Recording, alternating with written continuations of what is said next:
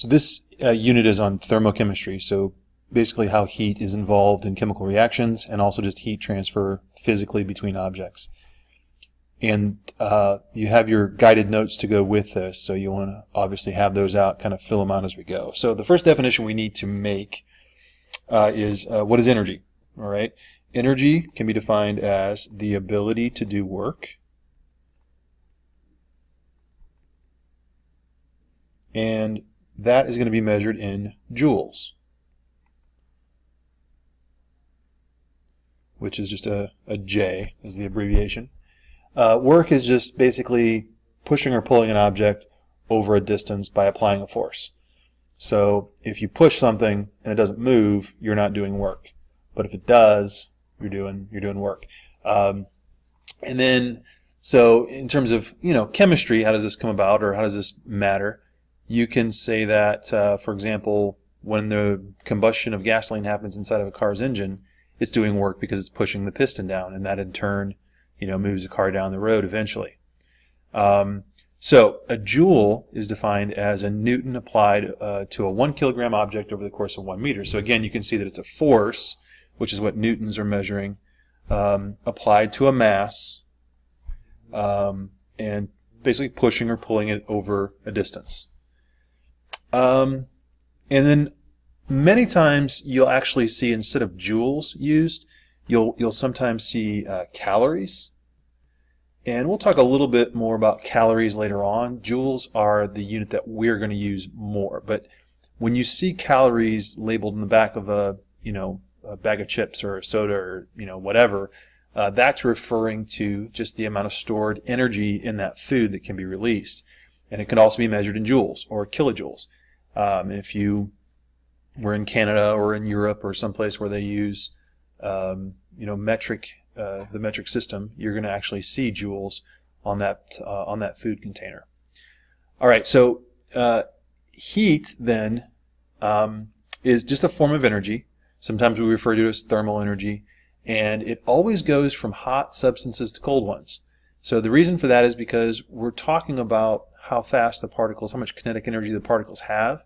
So if you have one substance where its particles are moving around really fast and are vibrating quickly, like let's say a hot metal pipe, and you touch it, the reason that it feels hot is because the atoms in that sample of metal are vibrating faster, colliding with the cooler atoms that make up your skin, making them vibrate faster, and of course eventually sending a nerve signal to your brain telling you it's hot. But heat conduction occurs when higher temperature, faster moving particles bump into lower temperature, slower moving ones, and they're going to transfer their kinetic energy. So just speeding up the slower moving particles. All right, so how do we quantify this? How do we measure it? If you had a question like, how much heat is needed to raise the temperature of 1,200 grams of water in a pot from 22 degrees Celsius to 100 degrees Celsius in order to begin boiling it, how would how much heat is needed to do that?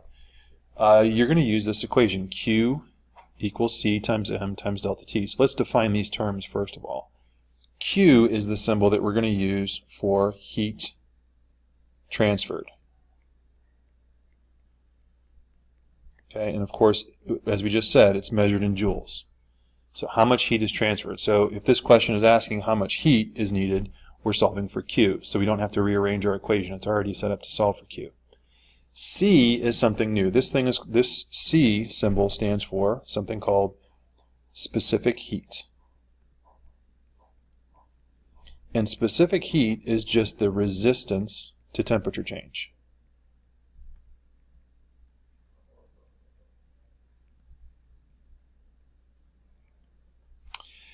And different objects have different amounts of resistance to temperature change. So when you touch something that's made of metal and it's at room temperature, it usually feels cold. And the reason it feels cold is because metal is able to transfer heat and increase its temperature and therefore absorb heat from your hand very quickly, whereas other substances are much slower. If you look at this table over here in your notes, you can see that metals typically have low specific heats, and what that means is low resistance to temperature change. So it doesn't take a lot of heat to cause the temperature of a sample of copper, for example, to go up, several degrees Celsius. It doesn't take a lot of joules of heat to accomplish that. It goes up quickly and easily. Gold would be even easier, even quicker.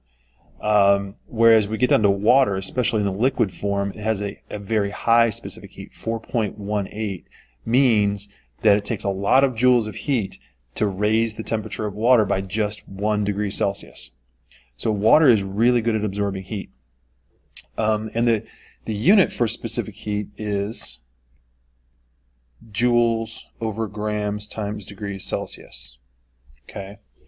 Kind of a weird unit, but if you rearrange the equation to solve for C, you end up basically just dividing both sides by m times delta T. Well, Q is joules, m is grams, and delta T is going to be degrees Celsius or kelvins.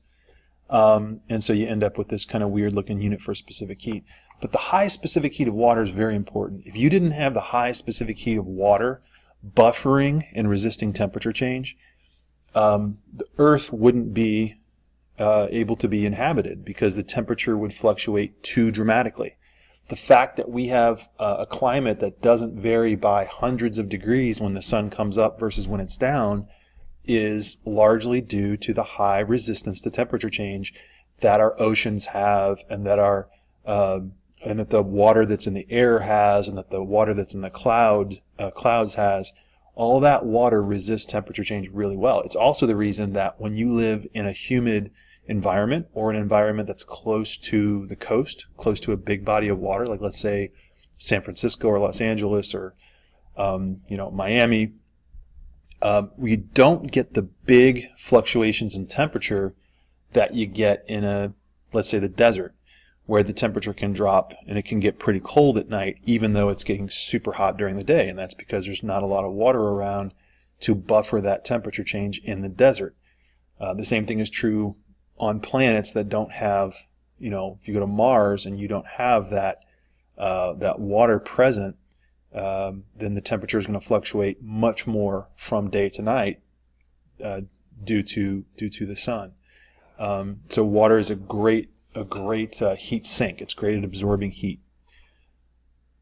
Mass is, of course, what M stands for, measured in grams. If you're given a mass in kilograms or milligrams, make sure you convert it to grams.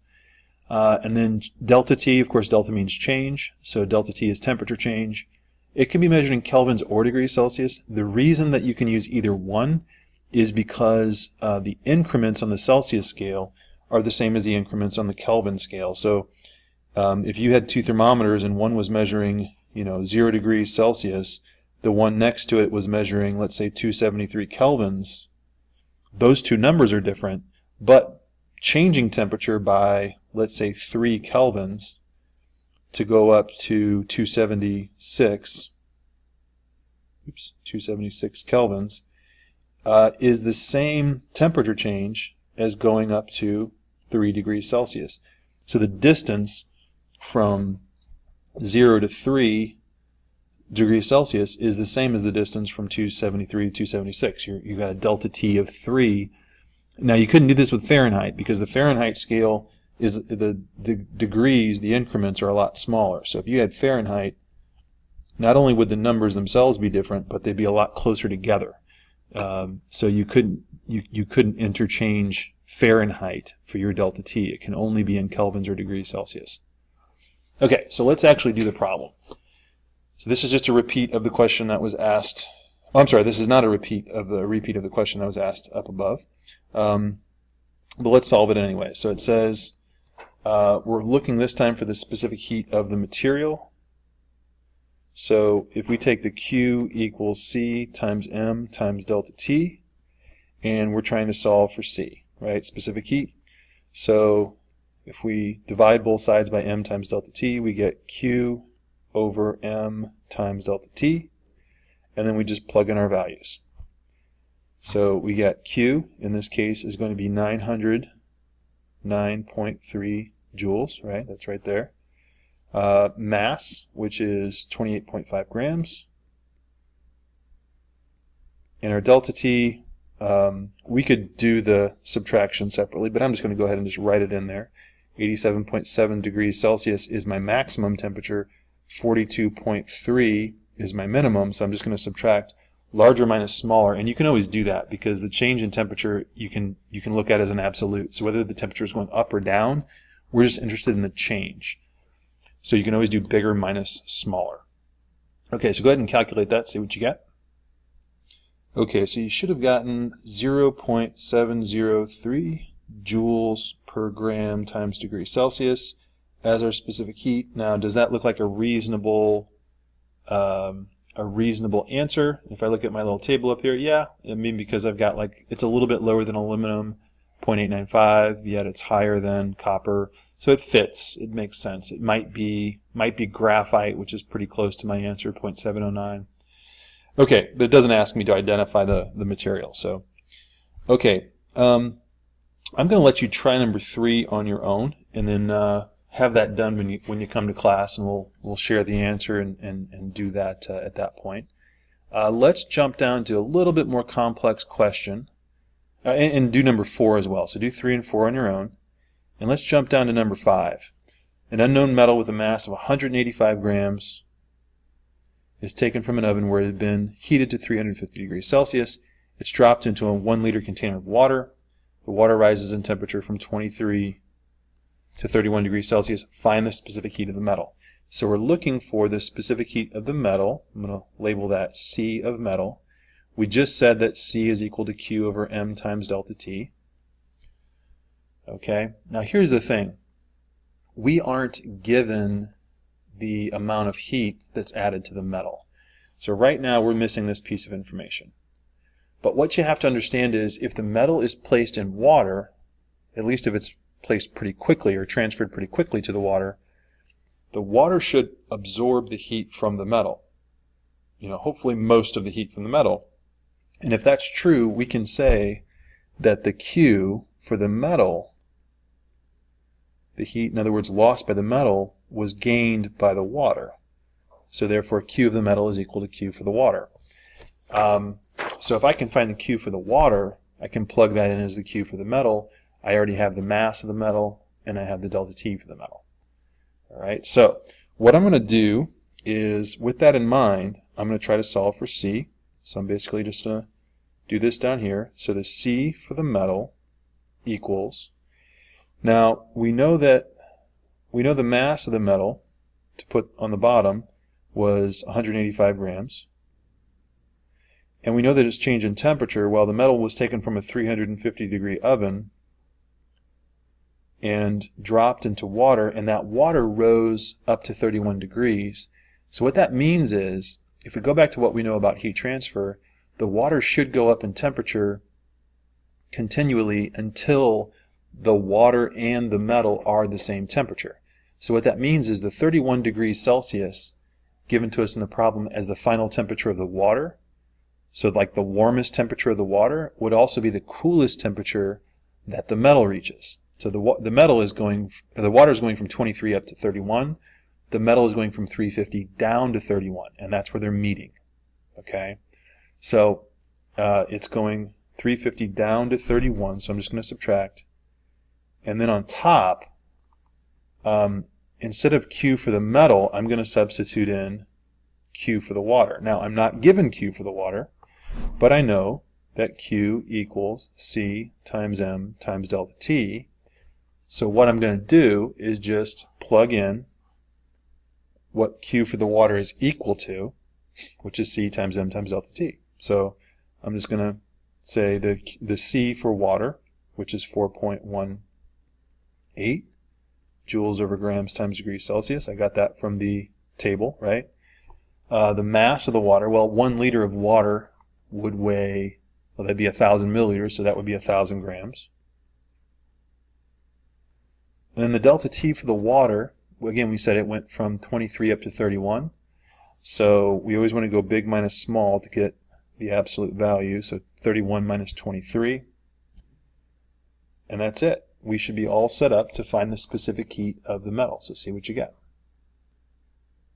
Okay, so you should have come up with 0.57 joules over grams times degrees Celsius, and that is within range of the specific heats of metals that are given to you on your table. It's a little bit lower than aluminum, but it's higher than most of the other metals, so that makes sense that could be a metal. Maybe not one from your table, but certainly it's possible that it is a metal.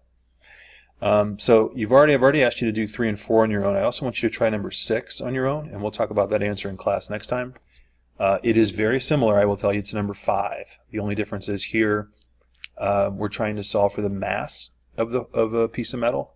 But you're still relying on the fact that all of the heat lost by the heated piece of metal, just like in number 5, is being gained by the water that we're putting the hot metal into. So give that a shot, and we'll talk about it next time.